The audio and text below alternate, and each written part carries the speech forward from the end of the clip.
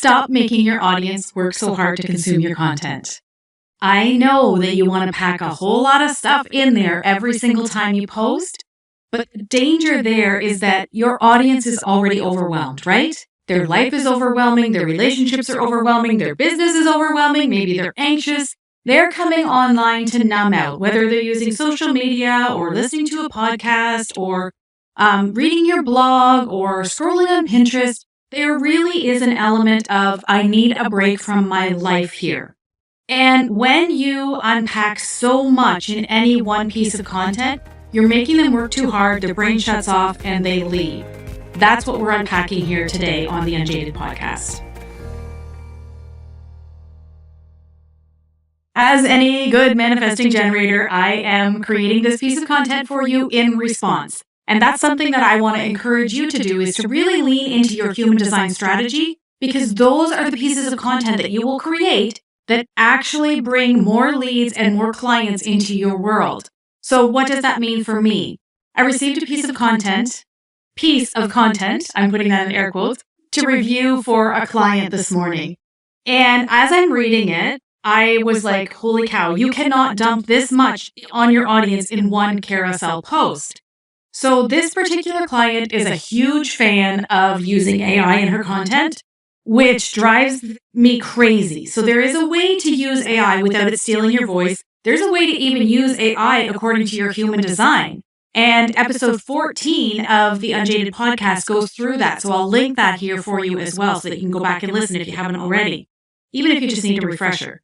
AI is not the end all to be all. And I find that when people are using AI to create their content, they are really, really, really breaking this rule of giving people one thing to think about or one thing to focus on, one thing to learn and understand in a piece of content. So in this particular post, when I looked at this carousel, there were 10 slides and there were easily 10 points. Like that could have been 10 different posts. So what I do when I'm repurposing, actually, whenever anyone comes into the Content by Design course, that's the first thing that they're doing. They're looking at their content and they're seeing, holy cow, I have 12 pieces of content in this one post. So what starts to happen is that you have to create a lot less content because you've got all of this stuff and it's too much. It's too much for people to digest. So the first thing that I did when I looked at this was I went through the slides and I'm like, okay, whoa. What is the top couple of points that we can actually help people to unpack here? And this was for Instagram, right? It's a carousel. So what is they actually want to have a win. They don't want to just read a piece of content on Instagram and be told to go somewhere else to get something else, right? They're there with you on Instagram. So give them something. But make it deep, make it juicy. Help them to unpack one piece. Instead of just saying, here are 6 things that you need to understand, help them to understand one thing, because that's actually giving them something that they can work with. So in this post, I went through and I got 2 or 3 things that were like, okay, these are really good, and suggested that she unpack in those slides 2 of these points because they kind of tie together. And as I'm reading through her proposed carousel, I'm thinking, okay, what as a reader on Instagram, if I were to go through these slides, what would actually be useful that I could then take and use in my life?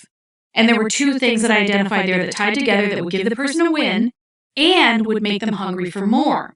So she was using this carousel to lead to a podcast episode. And in the podcast episode, she does touch on each of those things.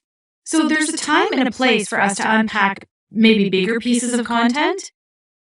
But I think we could all learn a lesson from really, really, really editing ourselves. That's the thing, right? People want us to edit. They don't want us to just come online and blah, blah, blah, all of the information on them. There is no shortage of information in the world.